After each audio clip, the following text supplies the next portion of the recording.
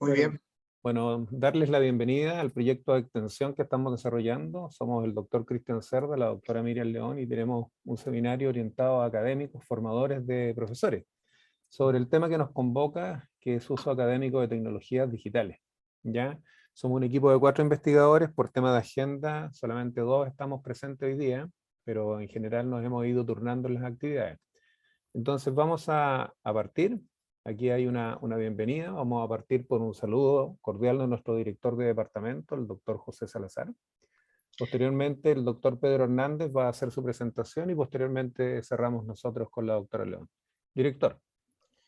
Muchas gracias, doctor Cerda. En primer lugar, le quiero dar a todos y todas las asistentes a este seminario para formadoras y formadores de docente, uso académico de tecnologías digitales, formación inicial docente, la más cordial bienvenida en mi condición de director del Departamento de Educación. Les saludo muy cordialmente, sobre todo porque esta es una de las tantas actividades académicas que se desarrollan al interior de esta unidad académica.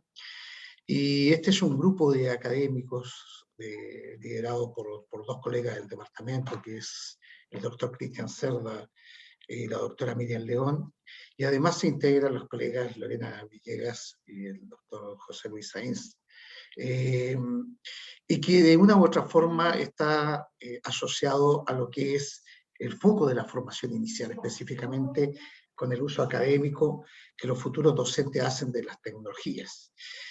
No me quiero dilatar porque no es la idea, esto también se desprende de un proyecto FONDES, donde están los colegas que antes he mencionado, pero antes de terminar mi saludo quiero agradecer la generosidad, porque tenemos como invitado al doctor Pedro Hernández Ramos, de Santa Clara University, que en el año 2016 lo tuvimos acá como profesor visitante en el marco de un proyecto Fondesit que dirigió el doctor Cristian Cerda.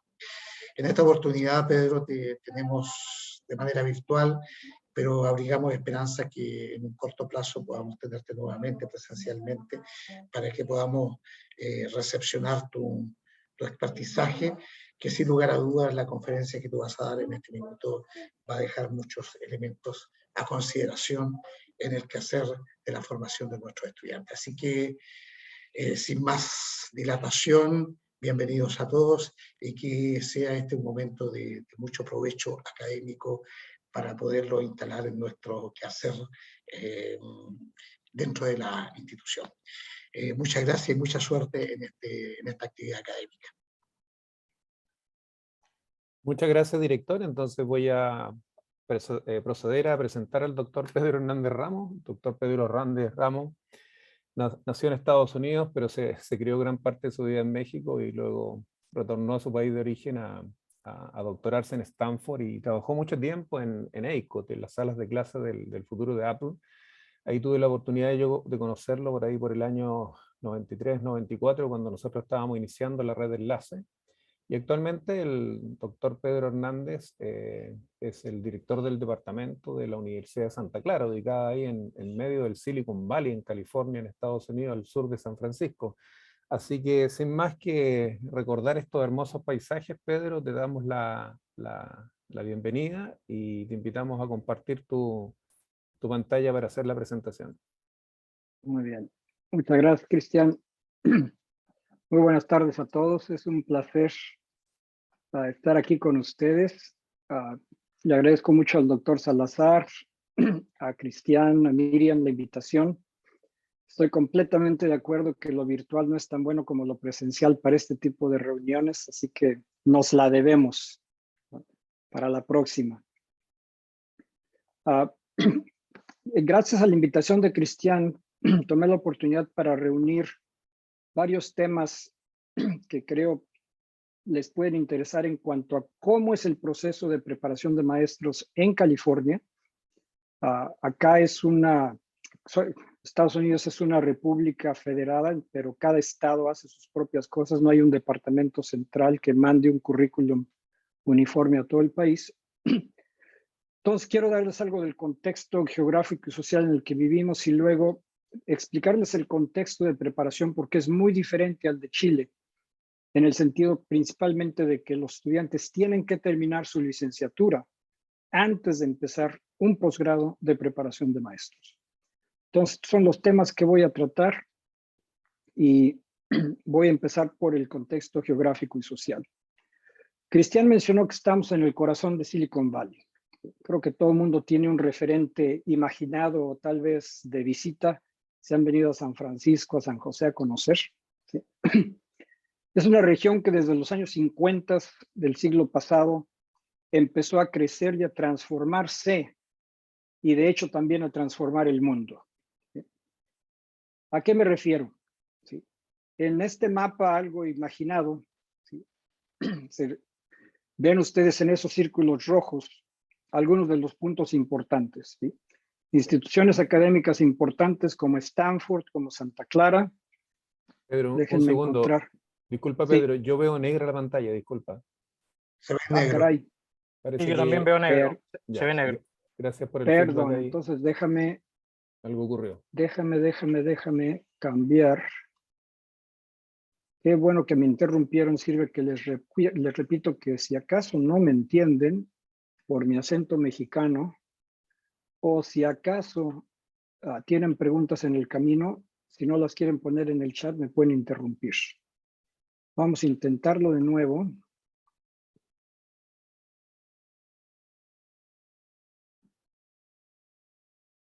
A ver si ahora sí funciona. ¿Ahora sí va?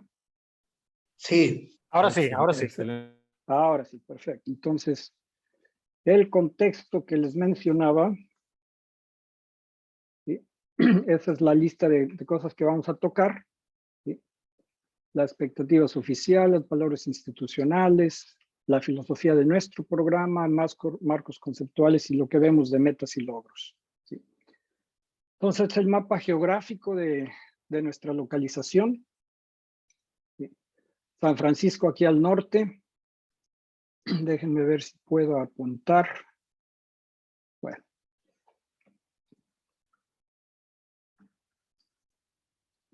Disculpen. San Francisco aquí al norte de la bahía de San Francisco. Aquí está el famoso puente Golden Gate.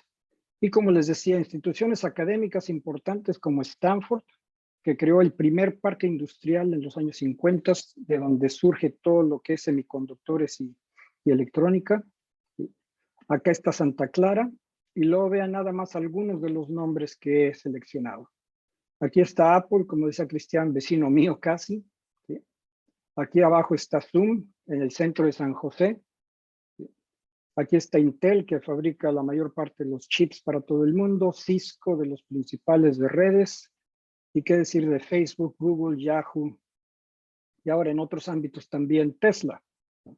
Transformando la industria automotriz.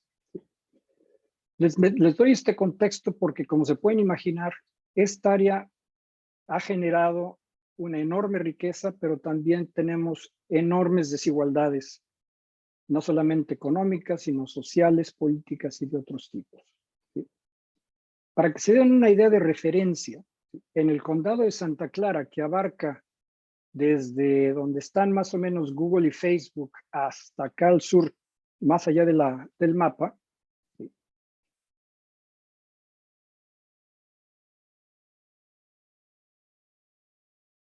Ingreso muy bajo, si su ingreso anual es de $82,000, que en cualquier otra parte de Estados Unidos prácticamente sería un ingreso fenomenal. ¿Sí? Pero aquí lo coloca uno abajo de la línea de pobreza a nivel de condado. Y esto tiene que ver porque el costo de vida es excesivamente alto. ¿Sí? Y para que se den una idea, una casa como la mía, que no es nada del otro mundo, Cristian la conoció, el doctor Cerda la conoció cuando nos visitó por acá, en promedio vale $1,5 millones, lo cual es alucinante, ¿sí? Y fuera de serie. Entonces está creando una serie de conflictos sociales y políticos, y también para nosotros, honestamente, de formación académica, porque la oferta para los estudiantes es que ya graduados con una maestría van a graduarse, a salir al mercado de trabajo y pueden obtener un salario promedio de entre 60 y 70 mil dólares anuales, que los coloca otra vez abajo de la línea de pobreza, si quieren vivir en este ambiente y son independientes. Entonces, este contexto está influyendo a corto plazo, por ejemplo, en nuestra capacidad de reclutamiento, ¿sí? Porque además somos universidad privada y eso hace que nuestras colegiaturas sean más costosas. ¿Qué programas tenemos? Como les decía, ofrecemos una maestría en artes de enseñanza con la credencial de capacitación. Santa Clara otorga la maestría y después de que recolectamos toda la evidencia de que los estudiantes ya pasaron los cursos, hicieron una práctica de campo exitosa, etcétera, entonces sometemos la recomendación al Estado para que le otorgue a los candidatos la credencial. ¿Sí? Tenemos programas para preparar maestros de primaria, de secundaria, y me van a disculpar, yo estoy alternando el género, a veces digo maestras y maestros, me refiero a los dos géneros al mismo tiempo. ¿Sí? En educación secundaria acá, los maestros tienen que especializarse en un área de enseñanza solamente, esas son las que ofrecemos. Los estudiantes pueden hacer el programa en un año, súper intenso, o en 2, un poco menos intenso, o también puede ser maestros en práctica, sin licencia, con permiso de su distrito escolar, para ser maestros en práctica, siempre y cuando estén registrados en un programa de capacitación. En base a que somos una universidad católica y jesuita, también tenemos un programa para capacitación de maestros en escuelas católicas.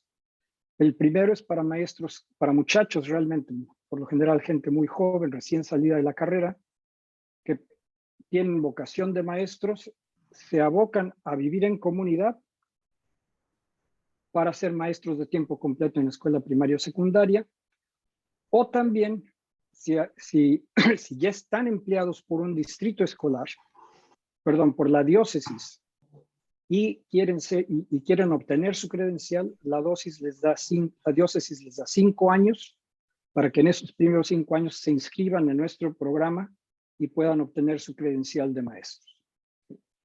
Entonces, es un rompecabezas donde tenemos que armar, si se pueden imaginar, y creo que el doctor Salazar se lo imagina mejor que otros, el esquema de clases es bastante complicado en base a los programas que tenemos.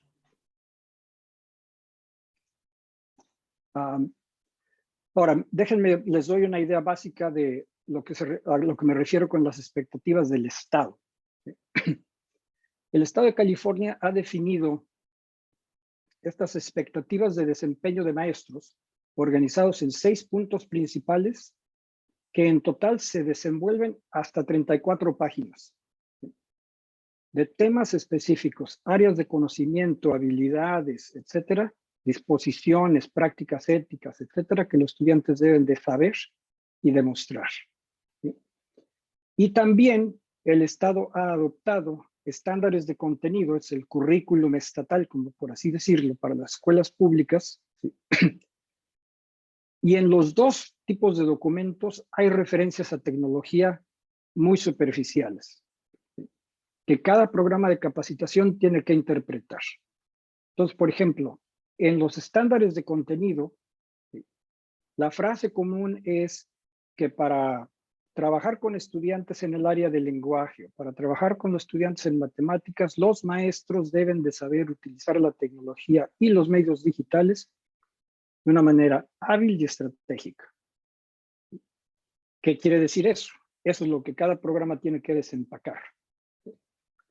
Y aquí están un ejemplo de las portadas de lo que son los estándares para enseñanza de inglés, historia, ciencias sociales, ciencia y otros temas técnicos, y luego matemáticas. Para ciencias específicamente hay otro set de estándares que se llaman estándares de ciencia de la nueva generación, Next Generation Science Standards, que también tenemos que hacer referencias. Ahora, como institución, no queremos escaparnos de reconocer que Santa Clara es una universidad jesuita Tal vez varios de ustedes hayan tenido experiencias en su formación en escuelas jesuitas o en universidades jesuitas.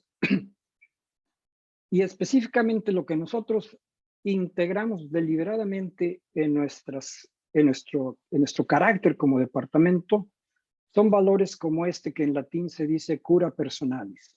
¿Sí? Que muchas gentes en español, una broma más o menos buena es, ¿quiere decir que cada quien va a tener su cura, su propio cura? No, no vas a tener un cura personal. Es que vas a estar en un ambiente de trabajo en el cual tus profesores y tus colegas van a estar conscientes de que no eres un número, de que no eres solamente alguien que es una fuente de ingresos, sino que te vamos a tratar con atención total a tu persona humana. En cuanto a lemas, Santa Clara desde hace años adoptó esta noción de las 3 Cs. Competence, Conscience and Compassion. Queremos desarrollar las competencias profesionales y de conocimientos de los estudiantes. Queremos que tengan conciencia social y queremos que sepan y quieran ser seres compasivos hacia aquellos que están más necesitados.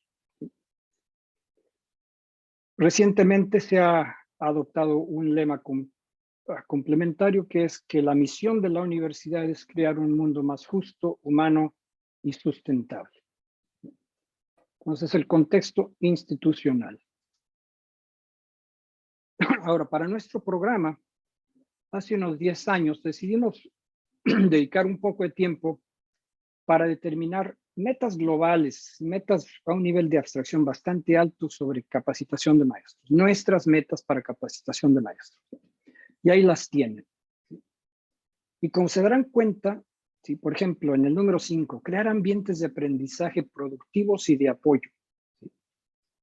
Eso tiene 2 lecturas, al interior del programa y como meta de aprendizaje para nuestros estudiantes. Queremos que nuestros estudiantes, futuros maestros, experimenten, vivan ambientes de aprendizaje productivos y de apoyo y que eso les ayude a saber cómo diseñar sus propios ambientes. El número 6, aplicar principios éticos al tomar decisiones profesionales, algo que también está muy de cerca a la misión institucional, porque como vieron en la pantalla anterior, una de las ideas es tener conciencia profesional. Ahora, empezando a ver lo de tecnología. Cuando el doctor Cerda nos visitó, tuvo la oportunidad de estar en la clase que dábamos entonces en un formato comprimido de taller en una semana. ¿Sí? Y hemos ido agregando y creo yo mejorando la manera en que integramos todos estos principios. ¿Sí? En cuanto a filosofía, tenemos un acercamiento constructivista, ¿sí? Que es en referencia en parte a aquello de que dijo el sociólogo Thorstein Veblen en los 30s, de que no hay nada más práctico que una buena teoría. Y ayudar a los estudiantes a ver cómo es que tener un marco filosófico y teórico con respecto al aprendizaje claro, les ayuda a ser mejores maestros. Una referencia obligada para nosotros son los estándares de ISTE para maestros y estudiantes, que en parte es para cumplir con la expectativa estatal, de que los estudiantes tienen que estar al tanto del contexto. ¿Sí? Creo que todos ustedes tal vez conozcan la taxonomía de objetivos de aprendizaje de Bloom. ¿Sí? Uno de los primeros ejercicios que hacemos con los estudiantes es pedirles que escriban su definición de aprendizaje y como se imaginarán, hay todo tipo de énfasis y de ideas. ¿Sí? Luego, también para completar o para cumplir con la expectativa del Estado y como principio humano, ¿sí?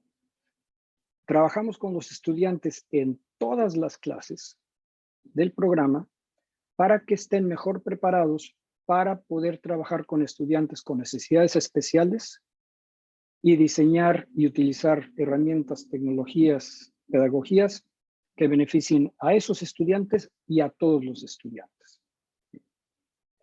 Y por último,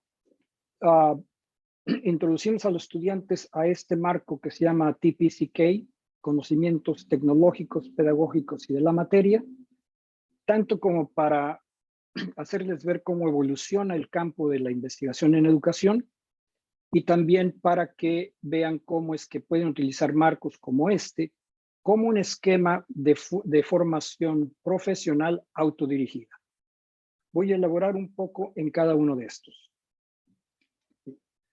Estos son 6 principios constructivistas que tenemos como un póster en el salón donde damos la clase para continuamente, al estar en actividades, hacer pausa y pedirle a los estudiantes que reflexionen acerca de qué principio ven reflejado en esta actividad. Les cuento una anécdota que espero que el doctor Cerda me corrija si la cuento mal o me disculpe si la cuento bien y le causa pena. Cuando estaba de visita atendiendo la clase, en la primera sesión hacemos que los estudiantes trabajen con Scratch, el ambiente de programación para niños que ven aquí en la esquina superior derecha. Les damos una introducción muy básica a lo que es la interfaz y les damos la tarea de que tienen que hacer que este gato pinte un cuadro en el área de dibujo.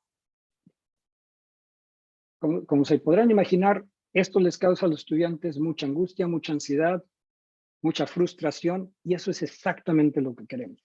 ¿Sí? Que cada uno vea qué se siente cuando están aprendiendo algo nuevo por completo, que muchos de ellos ya se olvidaron de eso, ¿sí? Y cómo es que pueden entonces tener empatía hacia sus estudiantes cuando sus estudiantes se sientan frustrados, enojados, molestos, hartos de que no pueden resolver un problema que aparentemente es tan fácil como utilizar un esquema de programación para niños para lograr una meta relativamente sencilla. Entonces, cada uno de estos principios lo reflejamos en diferentes actividades a lo largo del curso. ¿Sí? Por ejemplo, el tercer principio de que el aprendizaje es un proceso activo y reflexivo, ¿sí? Lo implementamos, lo traducimos en que cada semana los estudiantes tienen que participar en una discusión en línea, en base a temas que van con las lecturas, con las actividades de la clase.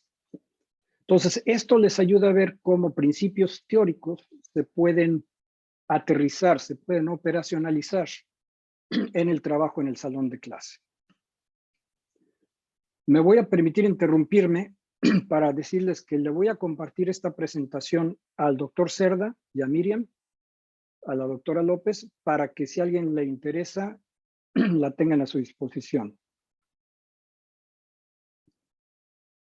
Ahora, la taxonomía de objetivos de aprendizaje de Bloom. En la imagen de la izquierda tienen la pirámide tradicional, por así decirlo, de la representación de la teoría de Bloom con respecto a objetivos de aprendizaje. Esto lo implementamos en diferentes niveles. En primer lugar, haciéndole ver a los estudiantes que algo desarrollado originalmente en los 50 también ha evolucionado, y en el año 2000 Anderson y Krathwohl propusieron una modificación a este esquema de Bloom muy popular en ambientes educativos, ¿sí? Para modificar no solamente el lenguaje de descripción de los niveles, sino también cuáles son las habilidades de más alto nivel, ¿sí? En lugar de que sea evaluación, es creación. Lo que le hacemos ver a los estudiantes es que mucho de la investigación en educación, por ejemplo, está centrada en el tipo de preguntas que hacemos a los estudiantes en el contexto de interacción en el salón. ¿Sí? Y si nos damos cuenta que la inmensa mayoría, casi un 90% de las preguntas que hacemos a estudiantes, sobre todo de primaria y secundaria, están al nivel de conocimientos básicos, que solamente recuerda quién fue el fundador de tal cosa o en qué año pasó tal revolución, no estamos pidiéndole a los estudiantes que hagan trabajo intelectual de más alto nivel. Y en la imagen de la derecha, una adaptación de la actualización de Anderson y Krathwohl, ¿sí? Les hacemos ver cómo, por ejemplo, cuando en el contexto del curso les pedimos que hagan un podcast con una tecnología de grabación básica, como puede ser GarageBand o Audacity o cualquier otra cosa, ¿sí? Que vean cómo eso les ayuda a sintetizar y a crear, porque la tarea es que hagan un podcast de 5 minutos, sumarizando, haciendo una reflexión de, de las lecturas asignadas para la semana en la que estamos haciendo ese podcast, ¿sí? Y lo mismo cuando están haciendo una película como un ejemplo de cooperación. Los estándares de ISTE, como les decía, son tanto para maestros como para alumnos. Y como verán, hay correspondencia entre las expectativas de los maestros y las expectativas de los alumnos, ¿sí? Me disculpan que no pude encontrar las expectativas de las maestras en español, pero espero que las alcancen a ver en cuanto a categorías, ¿sí? Si los maestros van a ser ciudadanos digitales, los estudiantes tienen que poder aprender de ellos cómo ser ciudadanos digitales, ¿sí? Y así sucesivamente, ¿sí? Esto lo tenemos también como pósters en el salón para que los estudiantes puedan identificar a qué nivel no solamente de Bloom está este trabajo, sino también a qué estándares específicamente esa actividad se refiere, para que vean cómo esa actividad está diseñada para ayudarles, por ejemplo, a ser mejores colaboradores o diseñadores o cumplir cualquiera de esas otras metas.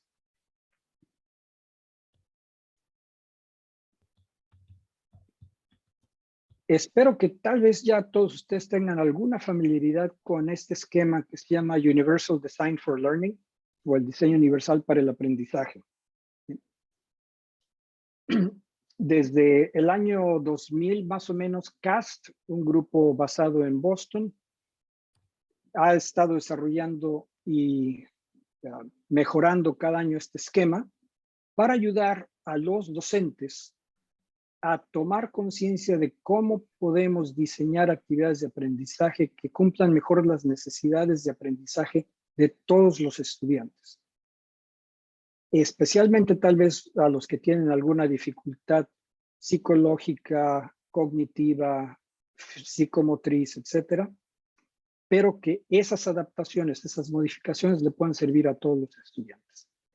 Es cuando estamos viendo esto que introducimos tecnologías como texto a voz, de que enseñarles a los estudiantes, si es que no lo saben, cómo es que pueden utilizar sus computadoras, sus tabletas, sus teléfonos, para ayudarles a los estudiantes a que el aparato lea el texto.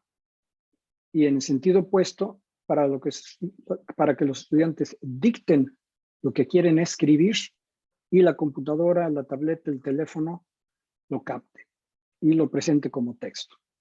Estas tecnologías de adaptación son críticas porque entonces los estudiantes empiezan a desarrollar lo que llamamos su imaginación curricular.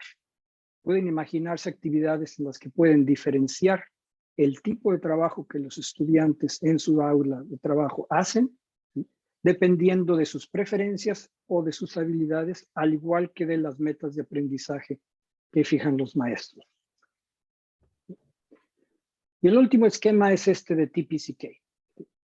Lo presentamos principalmente, como les decía anteriormente, como un esquema para que los estudiantes reflexionen sobre sus niveles de conocimiento en cuanto a contenidos, en cuanto a pedagogía, en cuanto a tecnología, y luego en las diferentes interacciones entre cada una de esas áreas, y puedan crear un programa de desarrollo profesional personal autodirigido.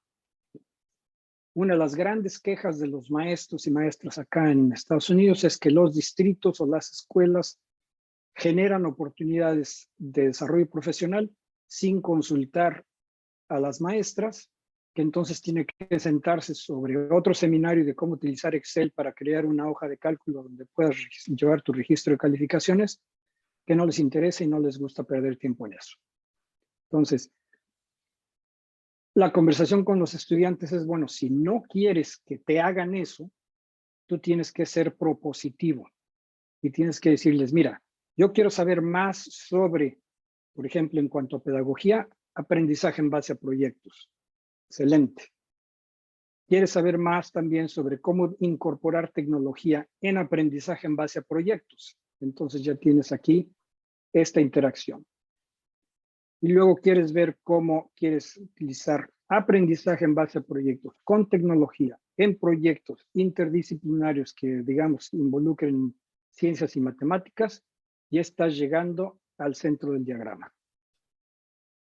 Pero la reflexión de los estudiantes que les pedimos que hagan en clase y luego la incorporen al producto final, que es un portafolio electrónico, tiene que ser de ellos, que ellos sean los que se autoidentifiquen, o más bien que autoidentifiquen sus niveles y sus preferencias de contenido, y que no solamente establezcan una meta, sino también un plan de cuándo y cómo lo van a lograr.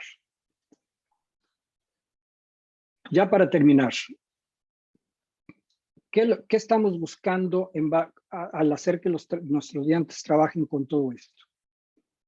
En primer lugar, que sientan confianza en el uso de las tecnologías, tanto para su propia productividad como para diseñar experiencias de aprendizaje para los estudiantes con los que van a trabajar. Cuando en este punto les hacemos énfasis a nuestros candidatos, que no se vale decir que, entre comillas, no son buenos para la tecnología. ¿Por qué? Porque eso crea una actitud de autoderrota que les va a complicar mucho su práctica profesional. Segundo, que el uso que hagan de la tecnología tiene que ser significativo, tiene que estar bien pensado, bien planeado, para que los estudiantes inmediatamente puedan ver que lo que van a hacer, en lo que le estás pidiendo que trabajen, tiene sentido y que les va a ayudar a hacer sentido de las metas de aprendizaje. Los esquemas que les mencioné están introducidos específicamente para ayudarles a ver cómo es que pueden tomar decisiones, no solamente en base a intuición, sino en base a principios teóricos y con esquemas bien definidos como los estándares de ISTE o de UDL o de TPCK, que les pueden ayudar a tomar mejores decisiones. Y tal vez la meta más ambiciosa es ayudarles a cambiar el vocabulario de la profesión. Que la idea de ser maestro o maestra lleva consigo una imagen de lo que es el trabajo de educación, que es principalmente de transmisión. De que yo tengo acá conocimiento que voy a transmitir y tú vas a tener que repetir para ver en qué medida aprendiste. Y en cambio, cuando les damos la vuelta y les decimos que no, tienen que dejar de referirse a ellos como maestros con esa mentalidad subtextual, sino verse como diseñadores de experiencias de aprendizaje para los estudiantes. Su trabajo y el de los estudiantes va a cambiar. Para tener éxito en esto, tienen que saber cómo reflexionar productivamente sobre su práctica, ¿sí? Y cómo poder identificar sus metas de desarrollo, para que así cuando encuentren un problema que algo no funciona, sepan cómo es que pueden mejorar su práctica. ¿Sí? Como les mencioné, el trabajo crítico en este curso es que tienen que crear un portafolio electrónico de resumen de las experiencias en el curso. Y esta es la parte de la reflexión de una estudiante que va a ser profesora de matemáticas, que en su reflexión hace anotar esto. ¿Sí? El tipo de transformación de visión que queremos lograr, al parecer, ella lo captó. Entonces, eso es el contenido básico de mi presentación. Estoy abierto a preguntas si tienen tiempo. Discúlpanme que creo que me robé 5 minutos más de lo que tenían, pero aquí quedo a sus órdenes. Muchas gracias. Colegas, damos las gracias entonces al doctor Pedro Hernández. Si hay preguntas, las podemos hacer por el chat.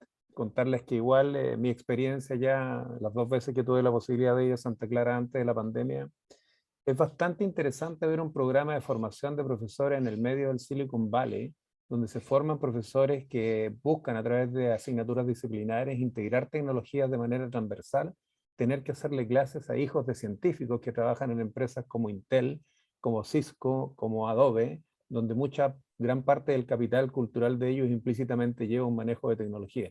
Como pueden ver, esto no es Office, esto no es Excel, esto va más allá de manera transversal. Dejamos entonces el espacio, ya sea por el chat o si quieren levantar la mano para hacer una consulta directa. Estamos bienvenidos. Con confianza.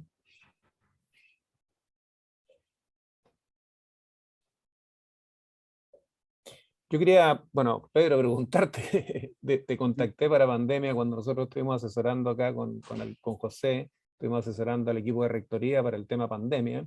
Te llamé harto, conversamos harto y me dijiste algo súper clave. Esto es una experiencia única en el mundo. Las universidades a distancia enseñan contenido a distancia, para carreras a distancia, con profesores que les gusta eso y con alumnos que también le agrada eso. Pero un caso distinto es cuando estamos forzados, una experiencia inédita. Si brevemente, en honor a tu tiempo, porque sé que está cercano al mediodía ya en California, nos puedes contar cómo fue ese desafío de adaptarse a la pandemia, a nivel de actitudes de los académicos y la respuesta de los estudiantes. Sí, gracias. Igual que en todas partes del mundo, y creo que igual para ustedes, cuando el gobierno tomó la decisión de que todos teníamos que aislarnos y tuvimos que, en las últimas 2 semanas de nuestro trimestre de invierno, en marzo de 2020, dejar las clases presenciales y terminar el trimestre virtualmente, para muchos de mis colegas y muchos de nuestros estudiantes fue un shock realmente muy difícil. En parte por lo que Cristian menciona, que es que muchos colegas habían escuchado acerca de recursos tecnológicos y de posibilidades de hacer cursos en línea, etcétera, y no querían nada al respecto. Entonces, cuando estuvimos todos obligados a hacerlo, otro colega que Cristian conoció, el profesor Keith Yoakum y yo, y un equipo de profesores de la universidad, nos ofrecimos como voluntarios para ayudar a nuestros colegas a empezar a la transición de, por ejemplo, cómo utilizar el sistema de manejo de cursos, el Learning Management System, que sería el equivalente de Canvas o de, no sé cuáles utilizan ustedes ahí en Chile. ¿Sí? Hay una variedad de, ¿cómo se llama el otro? Blackboard. ¿Sí? Muchos de esos sistemas que mis colegas amantes creían exclusivos del aprendizaje y de la enseñanza en persona, jamás habían utilizado ni periferalmente en sus cursos. Ahora les comento algo muy interesante. En aquellas disciplinas en las que los profesores tal vez eran los más fijados en la noción de que el aprendizaje en línea y la enseñanza en línea no podía funcionar en su disciplina, como por ejemplo en el caso de psicología de consultoría, Counseling Psychology, esos mismos colegas ahora dijeron, no, ¿sabes qué? Después de un año de hacer esto en línea, creo que sí funcionan. Y me ahorro tiempo y los estudiantes se ahorran tiempo, entonces ya mejor hacemos todo por Zoom. Ya no digamos 180 grados, son 360 grados varias veces, ¿no? Entonces, esos cambios los estamos observando tanto en profesores como en maestros, ¿sí? Los estudiantes, perdón, profesores como estudiantes. Los estudiantes, muchos de ellos requieren la estructura de trasladarse fuera de su casa a un contexto, entre comillas, de aprendizaje físico, para tener distancia de la familia o de otras situaciones que los distraen, ¿sí? Cuando están estudiando. Si ustedes tienen niños chiquitos, se pueden imaginar muy fácilmente los problemas de que estás en tu casa compartiendo una sola conexión de internet con tu pareja y con tus 2 o 3 niños chiquitos y los tienes que apoyar a ellos, pero tú también tienes que dar clase. Es una situación muy difícil y muchos de mis colegas sufrieron mucho por lidiar con este tipo de situaciones. los estudiantes ya de nuestro programa estaban en la misma condición. Muchos de ellos ya no son estudiantes de 18 y 22 años, ya son estudiantes de posgrado que tienen familias con niños y tienen complicaciones diferentes. Entonces, la idea de ahorrarse media hora de traslado para venir a la universidad les encantaba. Aunque a otros, la idea de alejarse de su casa, aunque les llevara media hora a llegar para poder estar haciendo trabajo sin niños, también les encantaba. La dinámica que estamos viendo ahorita es de gran incertidumbre, ¿sí? Sobre todo en los programas de posgrado, que ya estaban en tendencia hacia tener más componentes en línea, ¿sí? Pero que después de esta experiencia de COVID, que desafortunadamente todavía no acaba, ¿sí? Muchas personas están ansiosas de volver a tener contactos interpersonales, pero no quieren tenerlos hasta que la situación esté otra vez, entre comillas, completamente segura. Entonces, creo que todavía nos quedan 1 o 2 años si COVID realmente disminuye, para acabar de ver cómo se asienta la situación, tanto por el lado de profesionistas como por el lado de los estudiantes, para ver en qué acabamos. Mi predicción, yo bromeo con mi mujer que mi intuición masculina infalible me dice que va a ser una situación en la que aún aquellos programas que estaban completamente decididos a que solo iban a ser en persona, van a tener que evolucionar a por lo menos ofrecer programas híbridos o mixtos, o tener cursos completos que se den en línea solamente, otros híbridos y otros en persona. Ya ustedes me dirán cómo ven la situación en Chile. Muy bien, tenemos 2 preguntas por el chat, Pedro. La primera es de Margarita Contreras, creo que es el apellido. Dice, ¿hay ciudadanos digitales? ¿Lo digital Margarita. es un adjetivo de la ciudadanía? Margarita Williamson, perdón, Margarita Williamson Castro. Ya. Muy bien. Ah, Sí, la perfecto, ya. ciudadanía digital, como vieron en los esquemas de ISTE, ¿sí? Se refiere a 2 cosas. Una que yo digo casi que es filosófica, que es la presencia en línea versus la presencia en persona. ¿Sí? Creo que no es del todo descabellado decir que todos creamos una persona diferente en línea a la que somos interactuando con colegas, con amigos, con otras personas físicamente. ¿Sí? Ahora, por el lado de aprendizaje específicamente en educación, ¿qué tienen que aprender nuestros estudiantes desde kinder hasta secundaria y carrera y más? ¿Sí? Con respecto al impacto y a la influencia de los medios digitales en sus vidas personales. ¿Sí? Y nada más les pongo un ejemplo de la información personal. ¿Sí? Que hay muchos predadores digitales que están recolectando nuestra información personal para ver qué se roban y cómo nos van a quitar dinero del banco, o cómo nos van a crear problemas creando tarjetas de crédito con nuestra información, etcétera. ¿Sí? Entonces, y luego, ¿cómo es que tenemos que saber interactuar en ambientes sociales virtuales? ¿Sí? Que, por ejemplo, los problemas que Facebook ha creado y sigue teniendo, ¿sí? Con respecto al tipo de interacciones que fomenta, ¿sí? En algunos casos ya se está viendo deliberadamente promoviendo conflicto más que paz y amistad. ¿Sí? Eso es algo que también tenemos que enseñarle a nuestros estudiantes a desarrollar las capacidades críticas de evaluación de medios. ¿Sí?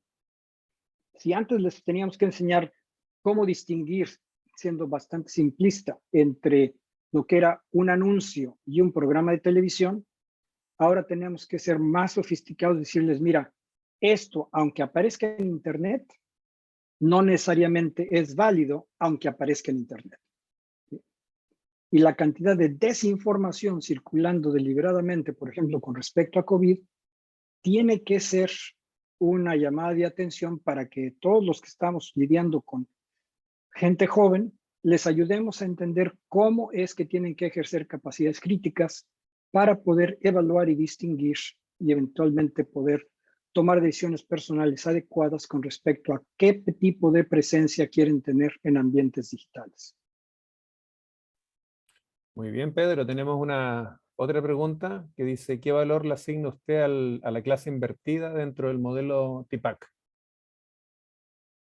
Gracias por la pregunta. Sí, lo que se llama acá Flip Learning, ¿sí? Ha sido una experiencia bien interesante para mí y para mis colegas, porque yo he sido proponente de esa modalidad desde hace muchos años, ¿sí? Y en este curso que damos, por ejemplo, lo utilizamos deliberadamente y le decimos a los estudiantes que la tarea en una semana es que tienen que ir a tomar un MOOC, un curso de 2 horas sobre derechos de autor y uso permitido en educación. Oye, pero que esto no es leer, esto no es nada más ver un video. Exactamente, ¿sí? Yo te podría dar la plática de 3 horas sobre esto, pero en lugar de eso, te voy a dar la tarea de que vayas a tomar este curso de otra persona que yo he revisado y estoy de acuerdo con lo que están diciendo y cómo están presentando el tema, ¿sí? Y así, como quien dice, con algo de maña, ¿sí?, le estamos dando más tiempo de aprendizaje del que tienen solamente en el aula de clase y con las tareas que les designamos. La reacción de los estudiantes al experimentar con esto y con otras modalidades, ¿sí?, es bien interesante porque al principio dicen no. Si voy a dar tarea, tiene que ser tarea de lectura y que yo pueda hacer una prueba cuando regresen al salón al día siguiente. Les mostramos herramientas como una que tal vez conocen que se llama Edpuzzle. La voy a poner en el chat por si no han oído hablar de ella. Pero es una herramienta gratuita que permite que uno abra su cuenta. Puedes agregar videos de una inmensa cantidad de fuentes, de YouTube, de TEDx, de lo que tú quieras, o tus propios videos, y no solamente asignarlos a tu clase, sino también introducir puntos de prueba, puntos de pregunta, puntos de reflexión a lo largo del video y, entre comillas, dejar que el software califique a los estudiantes.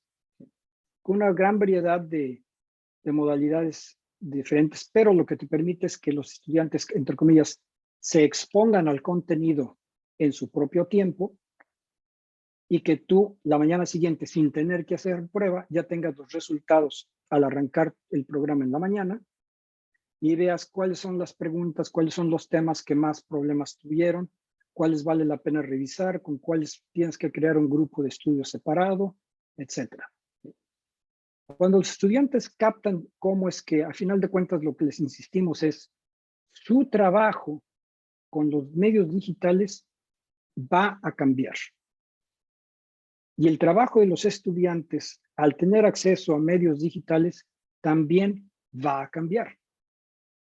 Si lo están integrando, como decía en la presentación, de una manera deliberada, en base a principios, con metas de aprendizaje claras, entonces el trabajo de los maestros y de los estudiantes es más relevante, es más satisfactorio, porque las metas de aprendizaje se cumplen tal vez mejor, tal vez con mayor eficiencia y llevando a oportunidades de reflexión y de análisis más productivas. Entonces, eso es una estrategia de enseñanza y de aprendizaje que vale la pena desde mi punto de vista explorar más a fondo si nunca lo han intentado, porque las herramientas cada vez van mejorando más, ¿sí?, y conecta con uno de los temas de investigación de este proyecto, que es cómo hacer que los estudiantes puedan tener más control sobre su propio aprendizaje, ¿sí? Cómo lograr que el ideal que mencionamos muy a menudo, de que queremos que los estudiantes asuman responsabilidad de su aprendizaje. Qué bonito suena. Bueno, si nunca les damos la oportunidad de que asuman responsabilidad, siempre les estamos diciendo qué hacer, ¿sí?, con instrucciones muy precisas, y nunca dejamos que asuman responsabilidad de qué es lo que van a hacer, pues ¿cómo van a desarrollar esa habilidad?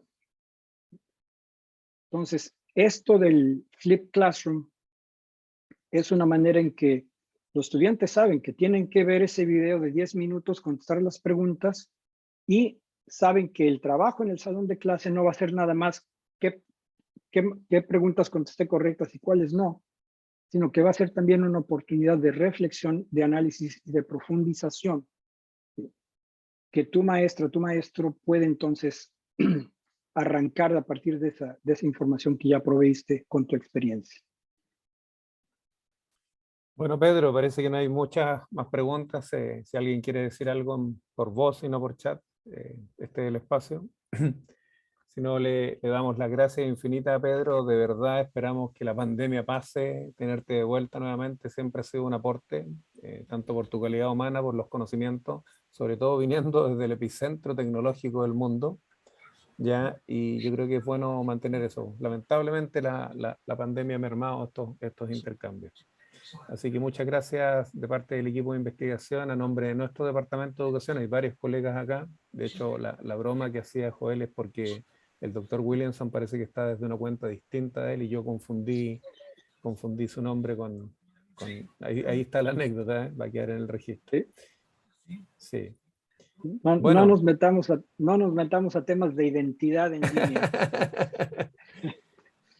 Bueno, Pedro, Bien, muy les agradezco muchísimo la oportunidad.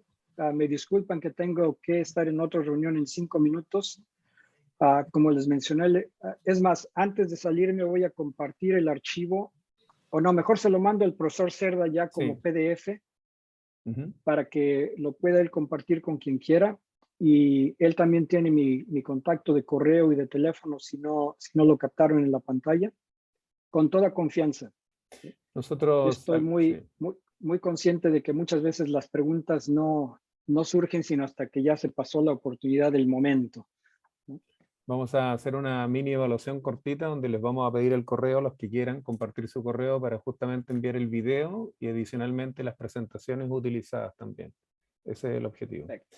Bueno, Pedro, muchas gracias. Me toca ahora muchísimas gracias un a poco... ustedes, encantados, que sean muy felices fiestas de fin de año, que Santa Claus o los Reyes Magos les traigan todo lo que ustedes quieren y necesitan.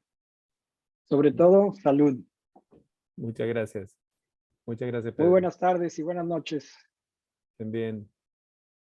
Bueno, contarles, colegas, gracias por venir, contarles que los invitamos porque sabemos que trabajan en tecnologías digitales, contarles un poco de nuestra línea de investigación. Nosotros partimos tiempo atrás hablando sobre lo que era construcción autodirigida del saber docente a través de tecnologías digitales.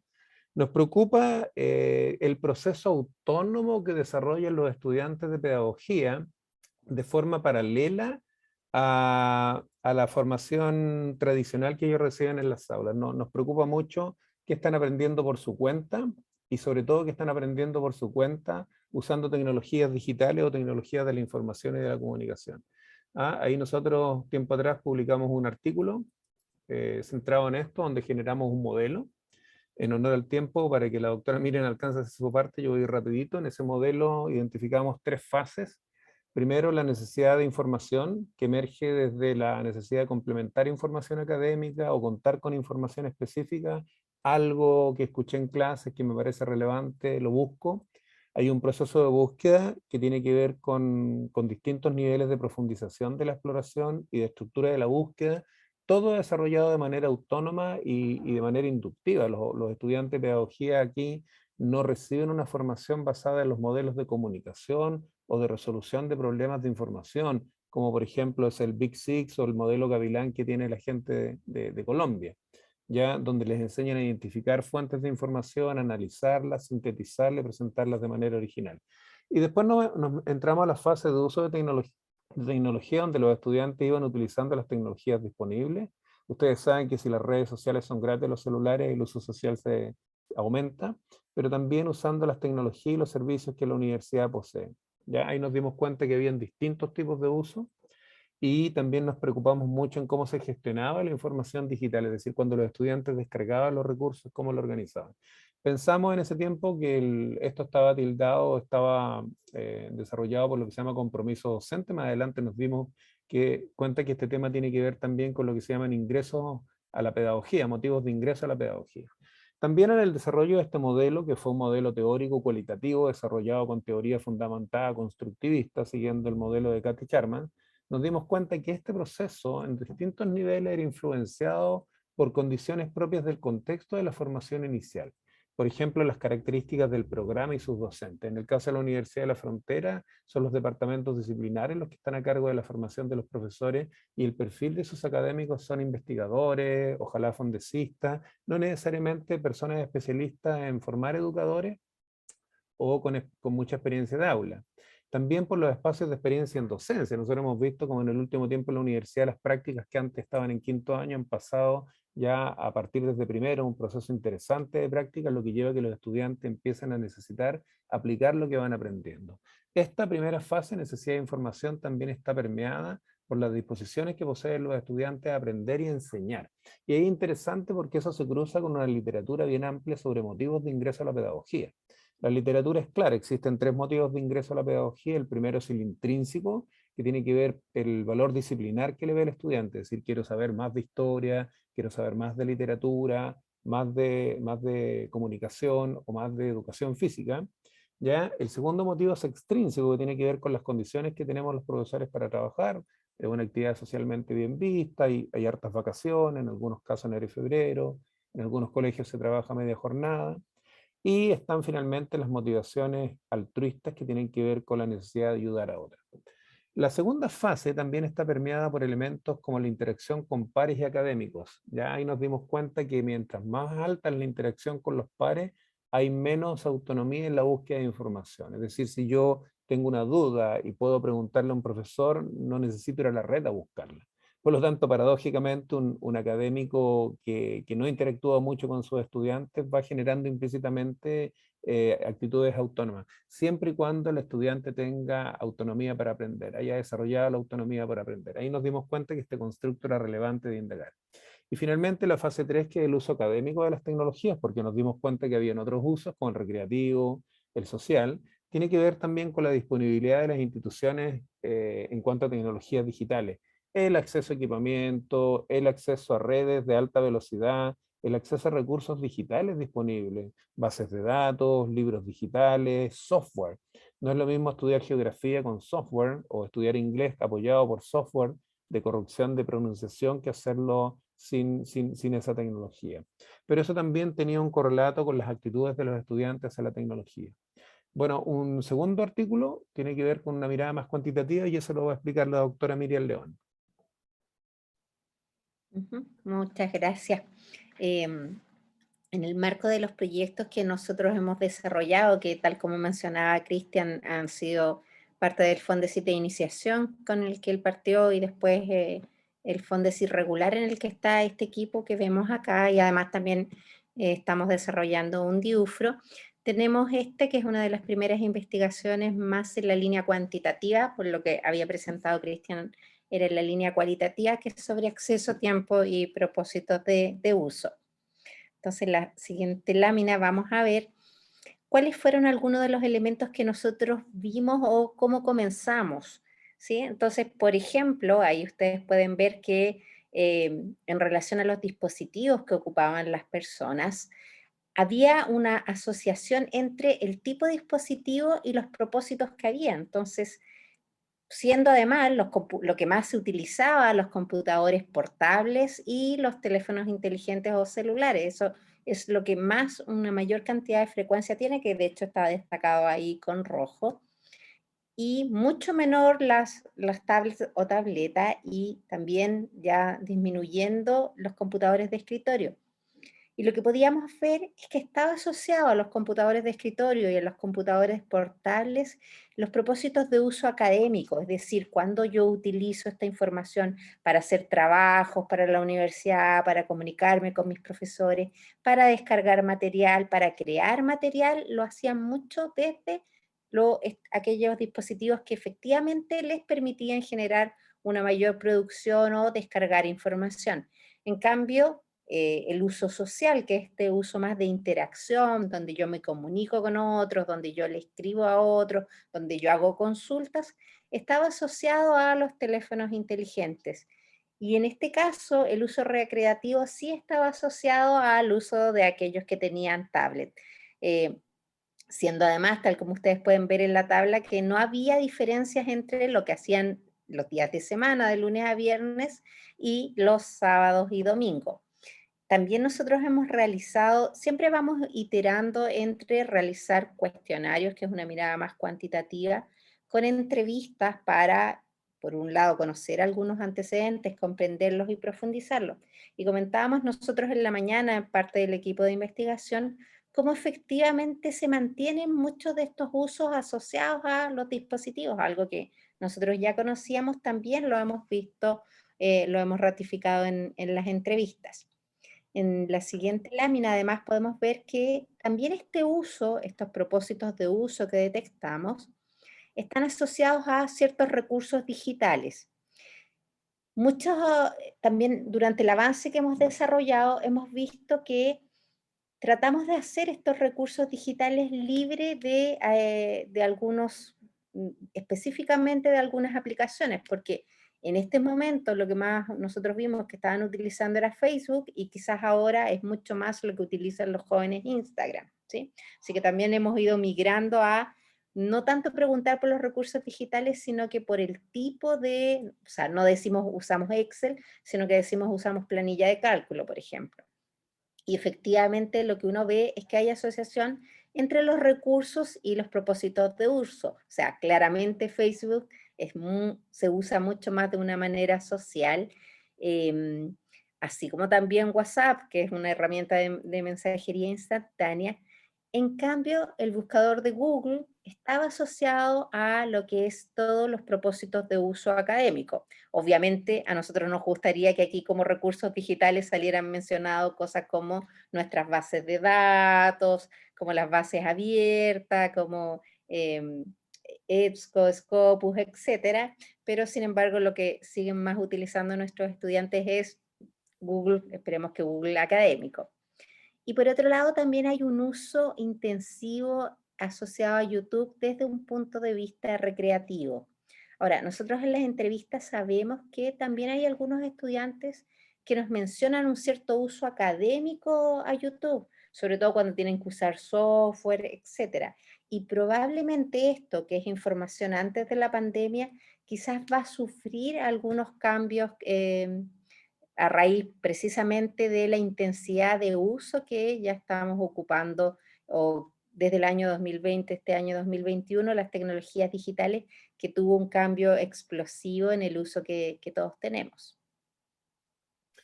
Bueno, voy a seguir yo contando que ahora estamos desde el 2019 al 2022 implementando un fondo irregular con el equipo. Está Miriam y yo en el departamento, el doctor José Luis Sainz del departamento de psicología, que es profesor titular, es nuestro metodólogo, y la profesora Lorena Villegas de la Universidad Católica, que tenía un rol bastante interesante porque nos ha permitido tener acceso a pedagogías de enseñanza básica para medir, que ahí en la Católica, nosotros en la UFRO tenemos solamente enseñanza media. Ella junto a la colega Soledad Morales nos han permitido tener acceso a esa población que insisto, nosotros no tenemos. Así que un proyecto muy interesante, nos ha pasado de todo, y voy a contar algunas anécdotas. Básicamente, el tema tiene que ver con esto, ¿eh? El tema tiene que ver con el conocimiento docente. Nosotros estamos centrados que el uso académico de tecnologías digitales tiene que ver con la búsqueda de conocimiento docente. Lo hacen los estudiantes de pedagogía a través de tecnologías digitales y emplean para ellos prácticas de aprendizaje autodirigido. Prácticas que desarrollan de manera autónoma, ¿eh? No son prácticas que se formen, ¿ya? Hay un tema aquí de nativos digitales, pero también hay un tema de aprender haciendo.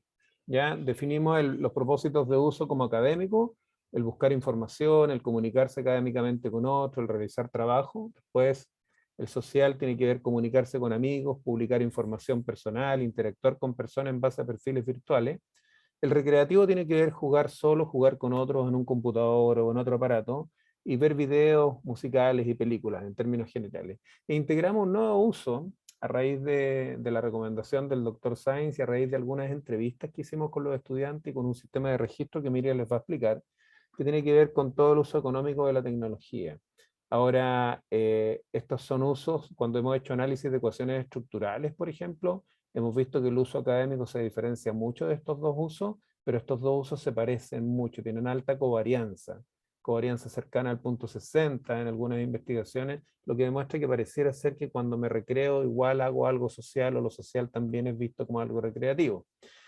Para ser expresa ahí tenemos 4 preguntas y objetivos de Fondesit. La primera pregunta tenía que ver con la estructura dimensional que adoptan los propósitos de uso. Para eso nosotros en el año 2019 desarrollamos una escala de medición, una escala que vamos a mostrar inmediatamente. Segundo, qué características poseen los subgrupos. Hicimos un análisis de conglomerados o clústeres para ver cuáles son los perfiles de los usuarios académicos asociados a otras variables. Teníamos también presupuestado algo que no funcionó, que tenía que ver con cómo evolucionan los propósitos de uso. Teníamos como objetivo medir a un cohorte el año 2019 y tomarlo hasta 4.º año.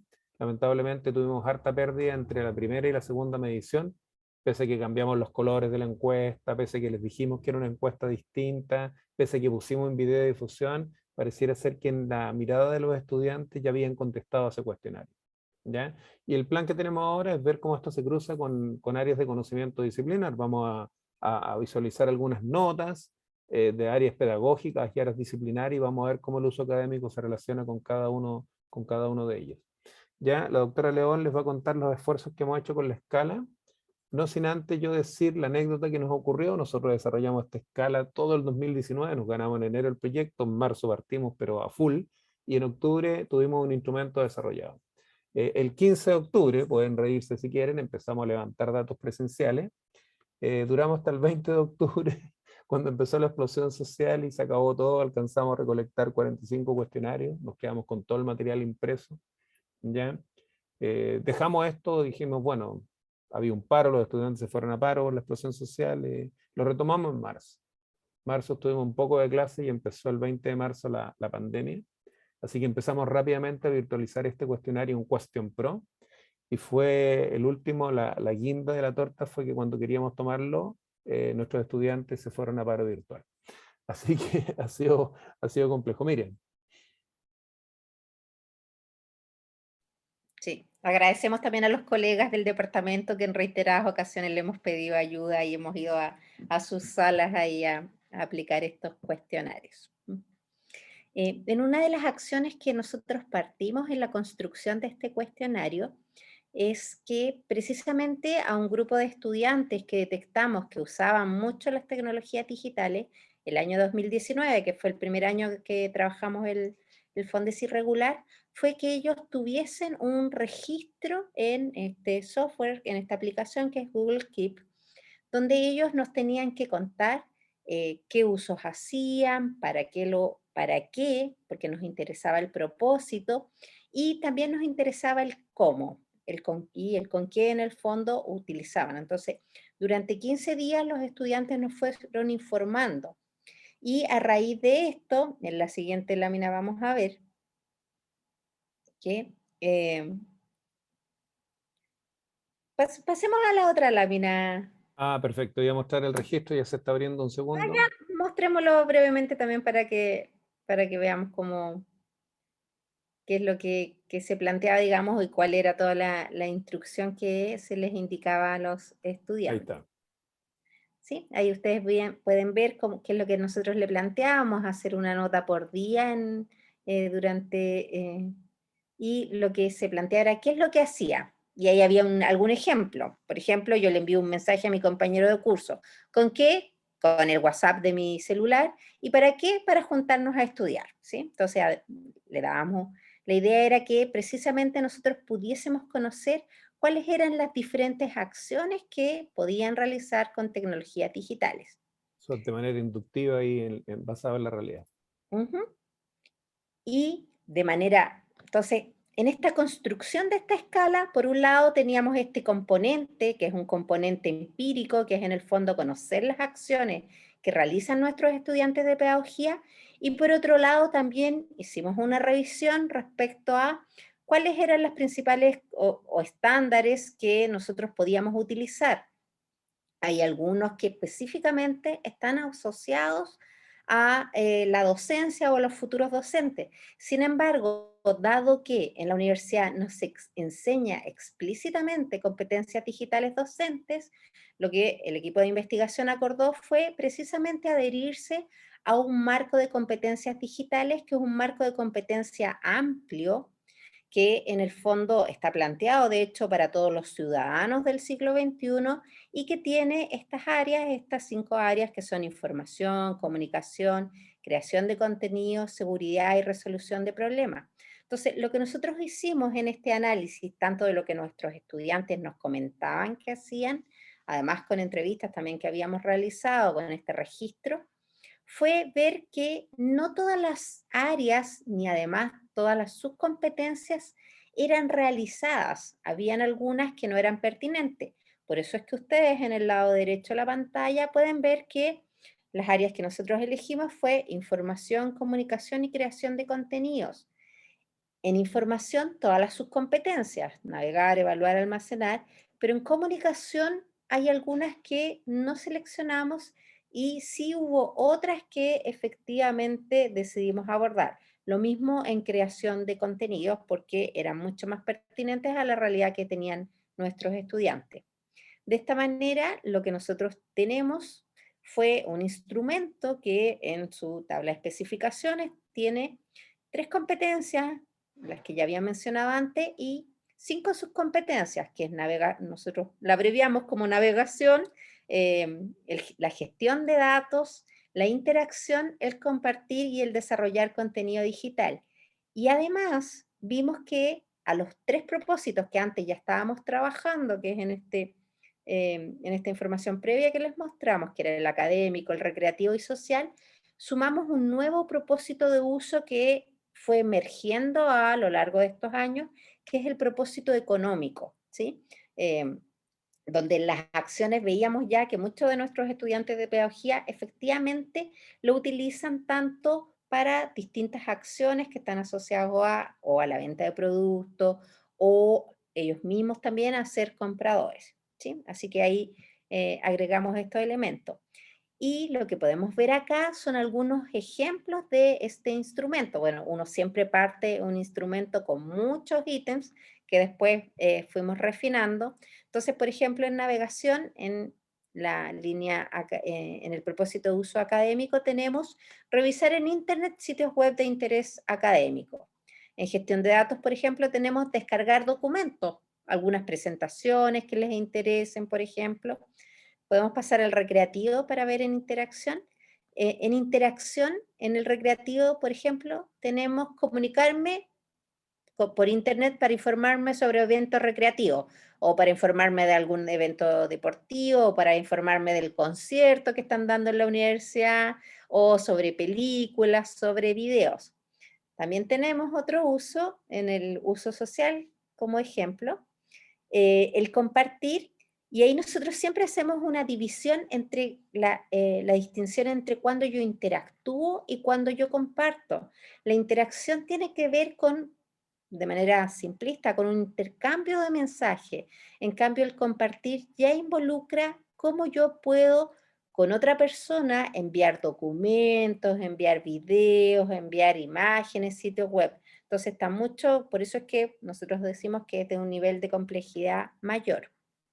Y en el uso económico, además, el desarrollar contenido, que además hemos visto también en la literatura, que es una de las habilidades de mayor complejidad, tenemos la creación de documentos, y en la línea económica uno puede decir, yo creo videos para ofertar un producto comercial, o creo audios con la misma idea, o puedo también editar imágenes sobre un afiche de, por ejemplo, la Feria de Emprendimiento que tenemos acá hoy día en la universidad, y que precisamente muchos de nuestros estudiantes de pedagogía también están participando con sus emprendimientos variados, digamos, en plantas. No sé si alguno de ustedes fue, pero ahí hay varias cosas que nuestros estudiantes están desarrollando. Bueno, con la escala refinada, Miriam, hicimos una primera parte, un análisis factorial exploratorio con la mitad de la muestra, y con la segunda un análisis factorial confirmatorio, y logramos ajustar la escala. Estamos a puerta de publicarla. No queremos mostrar los análisis de acá porque sabemos que las revistas son súper quisquillosas en pedirnos de que no se difundan contenidos previamente no publicados. Yo voy a mostrar un análisis descriptivo que hicimos nosotros, que tiene que ver con algunos resultados. Fíjense en el uso académico de tecnología sobre 618 estudiantes, cómo se fueron dando las subcompetencias. Ahí, al parecer, hay una mirada centrada en las principales. Nosotros creemos que esto está organizado ordinalmente, es decir, las primeras son más fáciles y las últimas son más difíciles. Es decir, navegar es un acto mucho más simple que crear o desarrollar contenido digital. Fíjense que no son bajas, pero son interesantes. Y el segundo análisis que hicimos es si se veían diferencias entre hombres y mujeres. Y fíjense que las líneas, las barras rojas son de mujeres y las mujeres en general, y esto se demostró después estadísticamente a través de una nova bifactorial que desarrollamos, que hay diferencias significativas, efectos principales aquí a nivel de mujeres. Las mujeres hacen un mayor uso académico de las competencias, ya que los hombres. Acá hay un uso recreativo, si se dan cuenta esto va a la bajada, parte muy alto, va disminuyendo. La comparación entre hombres y mujeres indica también otra diferencia significativa. Los hombres hacen un mayor uso recreativo de las tecnologías. Está metida toda la población acá, un mayor uso recreativo. Y un mayor uso recreativo también en un declive de competencia. Estas son más fáciles, estas son más difíciles. Nadie crea juegos, pero sí crean cosas, ¿no? El uso social, esto nos llama harto la atención, nos llamó la atención que fuera bajo. Creemos que ahora en pandemia, porque esta medición la hicimos nosotros ya en pandemia, el uso social bajó, y si uno lo compara, son bastante homogéneos. Aquí no encontramos diferencias estadísticamente significativas, ¿ya? Se ve que son muy similares. El uso económico de las tecnologías digitales nos llamó la atención, también los niveles son bajos, al parecer esto es algo emergente. Las tienditas de Instagram, por ejemplo, el comprar, el vitrinear, ¿no es cierto? Y a nivel de hombres y mujeres también es bastante homogéneo. Entonces la diferencia central la hace el uso académico, que es nuestro gran tema de interés, y la hace el uso recreativo, ¿ya? Entonces, ¿qué es lo otro que hicimos? Describir estos datos en términos de comparación de cohortes. Sabemos que esto no es lo ideal porque estamos comparando distintos cohortes. El primer año no es lo mismo que el segundo. Nuestra idea, ambiciosa, que lamentablemente no va a poder ser, era tomar a los alumnos en primero y ver cómo evolucionaban los usos hasta cuarto. Pero tuvimos mucho atrito y mucha pérdida de sujetos.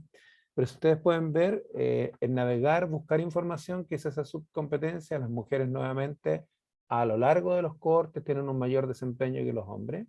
Similar en el caso de gestionar datos, donde aquí se ve un poquito más la diferencia. Las mujeres hacen un mayor uso de esto o reportan una mayor frecuencia de uso, porque nosotros les preguntamos por frecuencia de uso. En interactuar a través de tecnología, nuevamente las mujeres hacen un mayor uso académico de esto. Y en compartir, fíjense, esto va ascendiendo. Y el resultado que más nos llamó la atención, que es el desarrollo de contenido digital, que iba siempre en declive, ¿eh? Era como la competencia con menor desempeño, si ustedes recuerdan los cuadros anteriores, en el último año y en los rezagados en mayor. Creemos que ahí hay un efecto de práctica, que cuando el estudiante tiene que salir a la práctica, a desarrollar contenido digital, a desarrollar mucho contenido digital. La posibilidad de desarrollar contenido digital en los años anteriores solo está posibilitada, ya sea de manera implícita o explícita, por los espacios que demos los académicos hacia eso. Puede ser que haya muchos académicos hoy día desarrollando competencias digitales de manera implícita sin saberlo, o pidiendo actividades que puedan orientar su desarrollo autónomo, aunque ellos no necesariamente se hagan cargo de eso. Miriam les va a mostrar la segunda parte, que tiene que ver con los perfiles. Esto es una cuestión muy interesante. Metimos un conjunto de variables y nos centramos solo en el uso académico. Miriam, por favor. Sí. Aquí ustedes pueden ver cuáles fueron, en esta parte en específico, nosotros nos centramos en sus competencias digitales asociadas a un propósito de uso académico. Esto ya corresponde a la medición del año 2, que fue la que realizamos a finales del año pasado. Y en específico con las mismas subcompetencias que antes vimos: navegar, gestionar, interactuar, compartir y crear, pero solo con un propósito académico.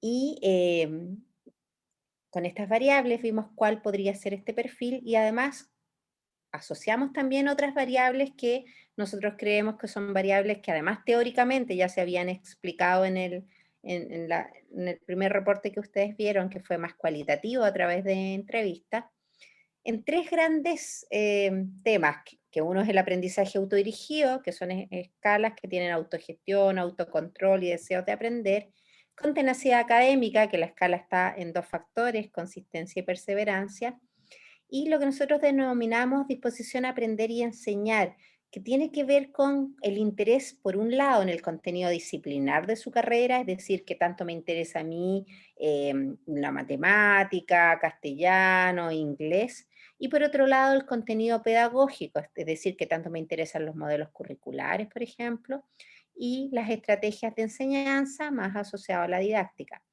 Además, también obviamente ciertas variables demográficas que siempre nos interesan controlar, como la edad, el sexo, y en este caso el nivel de pedagogía, aprovechando que teníamos estudiantes de pedagogías asociadas a enseñanza media, secundaria y a enseñanza básica o primaria. Entonces, lo que nosotros pudimos observar, y aquí se presenta un gráfico, es que perdón, este es el cuestionario, saltémonos al gráfico, dado el tiempo que... Sí, solo cortito decir acá que nosotros usamos distintas formas de medición. Siempre pusimos arriba el consentimiento informado, los datos demográficos en esta escala, y después fuimos rotando para evitar un problema de que los estudiantes llegaran agotados a la última escala. Entonces fuimos rotando la escala, en este caso partimos por aprendizaje, después pasó a segundo nivel, entonces los estudiantes recibían 3 formas, forma A, forma B, forma C. Nos aseguramos harta energía acá y distribuimos para allá de manera de evitar un agotamiento. ¿Ya? Esto porque en experiencias anteriores, al final, en el último test nos ponían 5, 5, 5 y ya estaban agotados. Ya, y en este gráfico lo que nosotros podemos ver son 4 grupos, después de hacer nosotros el análisis de conglomerados y analizar la información respecto a estas 5 subcompetencias con propósitos de uso académico, lo que pudimos observar es que teníamos 4 grupos, ¿sí? Y que precisamente el grupo que ustedes ven en azul es un grupo que es más pequeño, es un grupo de 79 estudiantes, que se caracterizan por todas estas subcompetencias digitales, tienen un porcentaje que es más alto o es más frecuente, ¿sí? Son una serie de acciones, si ustedes recuerdan que nosotros les consultábamos, y este grupo de estudiantes indican desarrollarlas mucho mayor frecuentemente. En el otro extremo tenemos al grupo 3, que es un grupo que el nivel 3 era el nivel neutro, ¿sí? Y el nivel 2 era poco frecuente y el nivel 1 era el nivel más bajo de frecuencia, nunca o casi nunca. Y lo que nosotros observamos en este grupo es que efectivamente el uso que ellos realizan de las tecnologías digitales es mucho menor al promedio de toda esta muestra. Sin embargo, algo que también nos llamó la atención es cómo precisamente la subcompetencia de interactuar es una subcompetencia que nosotros podemos ver claramente 2 grupos, ¿sí? Que asociado a un grupo intermedio y asociado a un grupo alto de interacción. Y además tenemos otros 2 grupos, que son 2 grupos que efectivamente están dentro del medio o el intermedio, que además son la mayor cantidad de grupos, o la mayor cantidad de estudiantes que tenemos acá, que es el grupo 2 y el grupo 3, ¿sí? Ahora, a mí me gusta, no estamos en proceso de definición de estos conglomerados y de las características y de análisis respecto a ello, pero a mí me gusta denominar al grupo rojo los altamente interactivos, ¿sí? Y por el contrario, al grupo morado, que es un grupo que, si lo que vemos, una de las características más preponderantes de ellos es que tienen baja frecuencia en compartir, ¿sí? Yo, de hecho, decía coloquialmente, estos son los aislados tecnológicamente, no les gusta compartir con nadie, ¿sí? Y si vemos en la siguiente lámina, además, ciertas características de estos grupos, lo que nosotros podemos observar es que hay algunas diferencias con respecto a la edad. Ahora, diferencias que por ejemplo, el grupo 1, que es el grupo precisamente el que tiene mayores niveles de en las subcompetencias es el grupo que tiene menor edad, ¿sí? Ahora, los otros siendo de todas maneras bastante homogéneos en cuanto a la edad que presentan nuestros estudiantes. Si ustedes se fijan ahí, el promedio de nuestros estudiantes que contestaron estos instrumentos son 22 años. Lo otro que nosotros podemos ver que hay ciertas características que los distinguen, que además tiene que ver y está ratificando lo que nosotros habíamos observado a nivel teórico. Por ejemplo, el grupo 1 también son estudiantes que tienen mayores niveles de autogestión, de autocontrol, de aprender. Es decir, el aprendizaje autodirigido también tendría alguna asociación a aquellos estudiantes que tienen un mayor uso académico en las tecnologías digitales. Y también se caracterizarían por ser estudiantes que son más perseverantes, que tienen mayor consistencia en sus intereses, en lo que nosotros denominamos la tenacidad académica. Y además que tienen altas puntuaciones con respecto a su interés por la disciplina, por la enseñanza y precisamente también por su interés por la pedagogía. Y aquí podemos ver cómo hay algunos elementos que efectivamente sí observamos que hubo diferencias significativas con respecto al sexo. Volvemos a encontrar esto que ya hemos encontrado en otras evaluaciones, que las mujeres se destacan por tener un mayor uso académico. Si ustedes se ven en el grupo 1, que es el grupo precisamente de más competente tecnológicamente, el porcentaje de mujeres es de un 77%. ¿Sí? Y en cambio el de hombres es un 22%. En cambio en los otros grupos, que es el grupo 3 y el grupo 4, que son los grupos intermedios, los porcentajes de hombres y mujeres son bastante similares, ¿sí? Y ahí también tenemos algunos elementos respecto al tipo de pedagogía. Favorablemente podríamos decir, hay algunos elementos asociados a el grupo 1 en relación, pero aquí también podemos ver que tenemos mayor cantidad de estudiantes de secundaria, que son precisamente nuestros estudiantes de la Universidad de la Frontera, que hay mayor proporción en el grupo 1,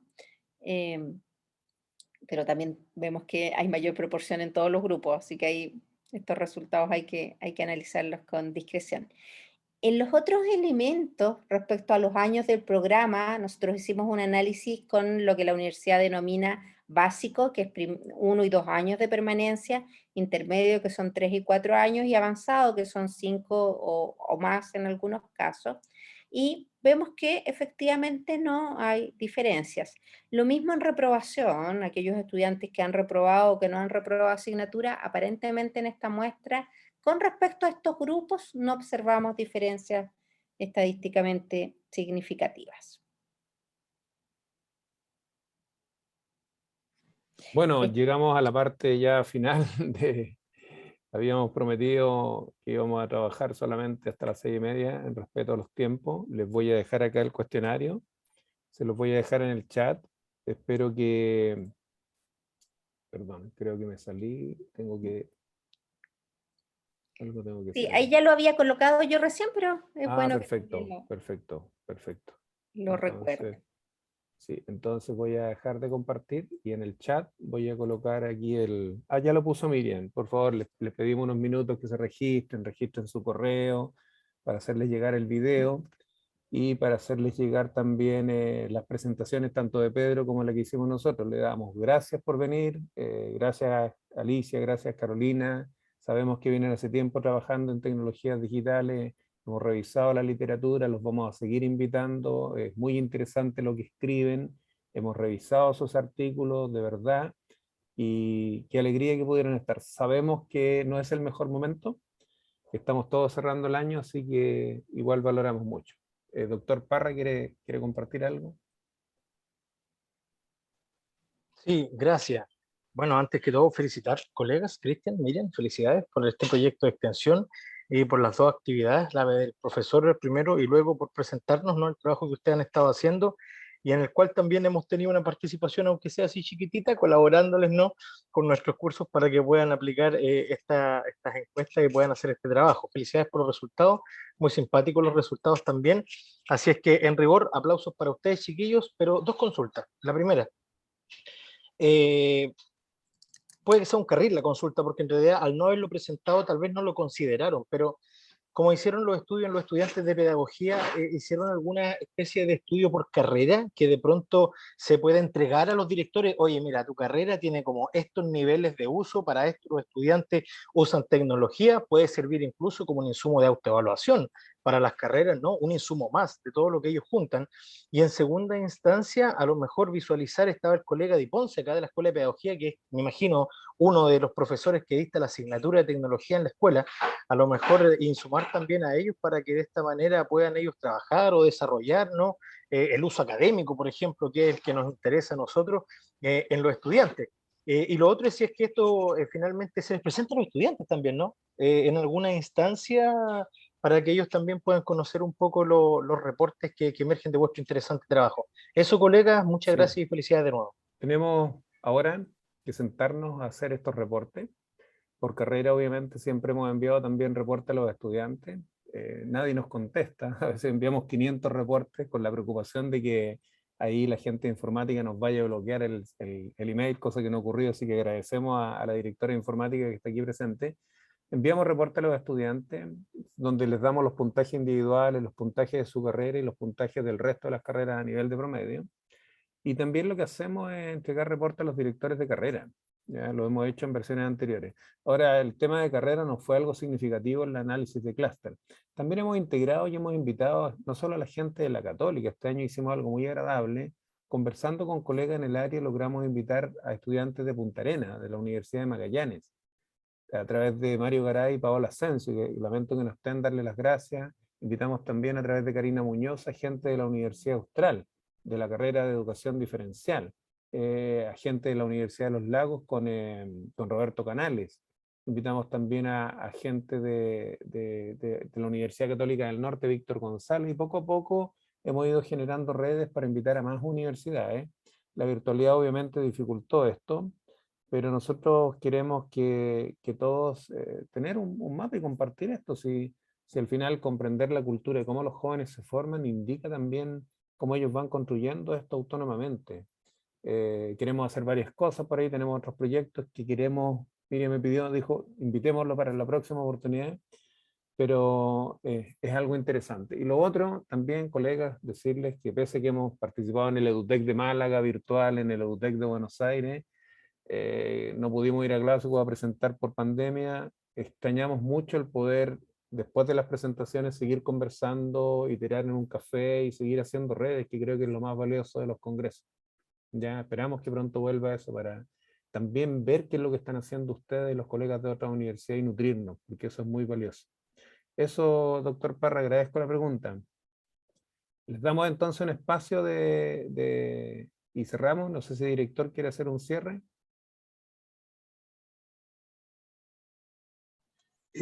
Nada, Cristian y Miriam, muchas gracias. Sumarme a las felicitaciones que se han materializado tanto verbalmente como por el chat. Y bueno, esta es una muestra más de tantas cosas que se hacen en el departamento de una manera muy discreta, muy silenciosa. Y porque sean discretas y silenciosas no significa que no son importantes. Así que invitarle a todos los colegas que nos han visitado, bueno, que aquí estamos a disposición para continuar en esta línea, que es una de las líneas de investigación fuerte y consolidada que tenemos al interior del departamento. Así que muchas gracias a ustedes, felicitaciones, y a la gente que nos acompañó, a los colegas del departamento, que aprovechamos el horario de reunión de departamento para poder estar en bloque en esta actividad. Así que nada, muchas gracias. Cristian, cierra usted. No, muy bien, entonces voy a detener la grabación. No sé si alguien quiere compartir algún testimonio, se agradecería. Vamos a dejar esto como evidencia también para Fondesit. ¿Ya? Y si se registran, les enviamos toda la información y nos gustaría seguir en contacto. ¿Ya? Así que ahí, Carolina Zambrano, te vamos a estar escribiendo. Ya tenemos una publicación tuya por ahí que leímos. Queremos saber si has investigado algo más y así con los otros colegas que han estado. ¿Vale? A cuidarse entonces y que pase por favor el COVID, porque necesitamos viajar, aprovechar los recursos. No va a ir este proyecto, no va a ir a ninguna parte a compartir con gente muy valiosa, insisto. Lo que estamos haciendo en Chile es muy valioso Nosotros somos herederos de enlaces, pero falta articular a las nuevas generaciones que vienen emergiendo. Eso, colegas. Muchas gracias.